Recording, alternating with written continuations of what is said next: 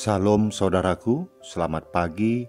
Semoga kita semua dalam keadaan sehat dan penuh sukacita dalam Tuhan. Marilah kita menggunakan waktu sejenak untuk berdoa, membaca dan merenungkan firman Tuhan sebagai sumber kekuatan, inspirasi dan motivasi bagi kita hari ini. Senin, 29 November 2021. Sebelumnya mari kita berdoa. Bapa di sorga, kami bersyukur atas hari yang indah ini, hari yang penuh harapan.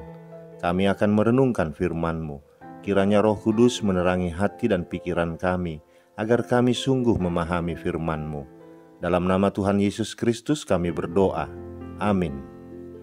Firman Tuhan yang menyapa kita di pagi ini, Yesaya 40 ayat 3. Ada suara yang berseru-seru, "Persiapkanlah di padang gurun jalan untuk Tuhan. Luruskanlah di padang belantara jalan raya bagi Allah kita." Demikian firman Tuhan.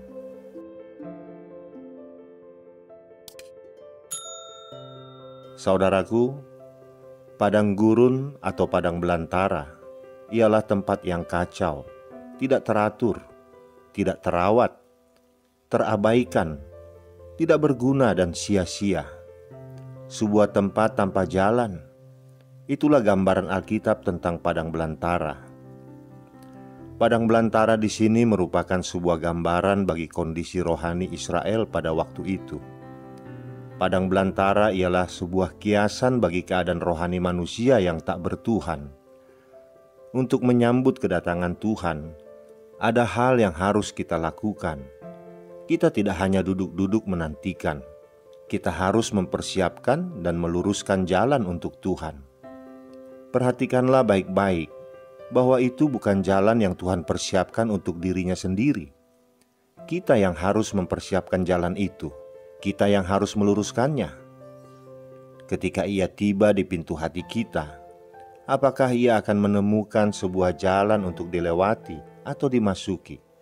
Atau hanya semak duri, tanah becek, tanah berlubang? Kita harus membuang jauh-jauh pemahaman Kristen yang salah, di mana Allah akan berbuat segalanya. Ia yang menarik kita, Ia yang mengampuni kita, Ia yang membebaskan kita dari dosa dan segala masalah. Dan kita sendiri tidak berbuat apa-apa. Kita tinggal percaya saja, dan Dia akan melakukan segalanya. Ini bukan kekristenan yang benar. Tuhan sedang dalam perjalanan, maka kita harus mempersiapkan jalannya. Ada hal-hal yang Allah janjikan akan Dia lakukan. Ada hal-hal yang Allah berharap kita yang akan melakukan. Kehidupan rohani adalah sebuah kemitraan antara Allah dan kita. Hikmat ialah kemampuan untuk membedakan bagian Allah dan bagian kita. Allah tidak akan melakukan apa yang Dia harap kita lakukan. Dia berharap kita yang merendahkan diri kita, supaya Dia yang akan meninggikan kita. Bagian Dia meninggikan kita, bagian kita merendahkan diri kita. Jangan sampai Dia yang terpaksa merendahkan kita. Saudaraku, Nabi Yesaya juga mengatakan, "Luruskanlah di padang belantara jalan raya bagi Allah kita." Apa maknanya ini? Ini merupakan gambaran hati dan perilaku yang tidak lurus. Hati yang penuh dengan tipu daya dan perilaku yang licik, yang manipulatif, yang tidak jujur, yang memanfaatkan orang lain, yang menyeleweng dari kebenaran yang Tuhan telah tetapkan. Inilah keadaan hati manusia yang hidup tanpa takut akan Tuhan. Bila hati yang dipenuhi dengan takut akan Tuhan akan menjadikan hidup penuh dengan hikmat, maka sebaliknya hidup orang yang tidak takut akan Tuhan akan dipenuhi dengan tipu daya dan penyelewengan. Bukan saja hati dan perilaku yang tidak lurus ini akan membuat manusia jauh dari Tuhan, ia juga akan membawa manusia kepada kebinasaan. Tipu daya di dalam diri manusia dan perilaku yang menyeleweng dari kebenaran ini telah merusak banyak kehidupan manusia. Tidak sedikit rumah tangga yang hancur berantakan karena hati suami atau istri dipenuhi dengan tipu daya dan perilaku yang menyeleweng. Tidak sedikit masa depan kaum profesional yang hancur berantakan karena hati yang penuh tipu daya dan perilaku yang menyeleweng. Tidak sedikit masa depan orang muda yang rusak karena mereka hidup dengan hati dan perilaku yang tidak lurus. Mari luruskan hati kita. Hiduplah dengan penuh integritas, jujur, tulus, dan ikhlas, supaya orang tidak perlu menebak-nebak niat hati kita yang sebenarnya. Orang yang berkarakter tidak lurus akan membuat orang-orang di sekitarnya pusing. Renungkanlah di hadapan Tuhan, apakah ada sesuatu dalam hidupku yang perlu diluruskan? Banyak orang yang tahu hidupnya kacau seperti benang kusut, pikirannya kabur dan tidak jelas apa yang membuat hidupnya begitu berantakan. Sebenarnya solusinya cukup simpel. Kita hanya perlu merenungkan dengan tenang dan mendaftarkan satu persatu hal-hal yang kita tahu yang perlu diluruskan dalam hidup kita. Dari hal yang kecil sampai yang besar.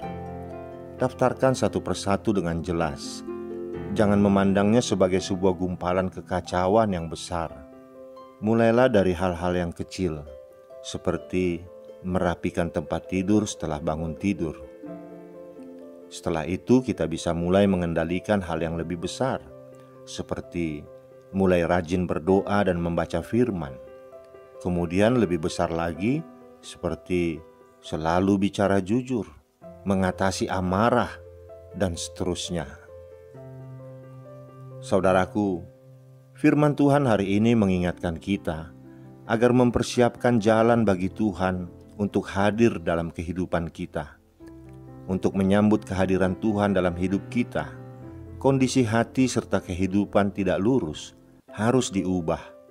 Perubahan ini hanya akan terjadi bila ada pertobatan. Pertobatan sangat diperlukan agar orang diampuni dosanya. Pertobatan dari dosa akan membuka jalan bagi seseorang untuk melihat kemuliaan Tuhan. Dengan menjaga hati kita untuk senantiasa lurus, kita menyambut penyertaan Tuhan di sepanjang hidup kita. Penyertaan Tuhan itulah yang menjadikan hidup kita penuh berkat dan bermakna. Amin. Kita berdoa.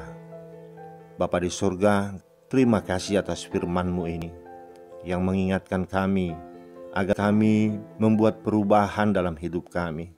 Bertobat dari hati kami yang tidak lurus, hati yang berliku-liku, hati yang penuh tipu daya dan penyelewengan, agar hati kami semakin bersih dan layak Engkau masuki.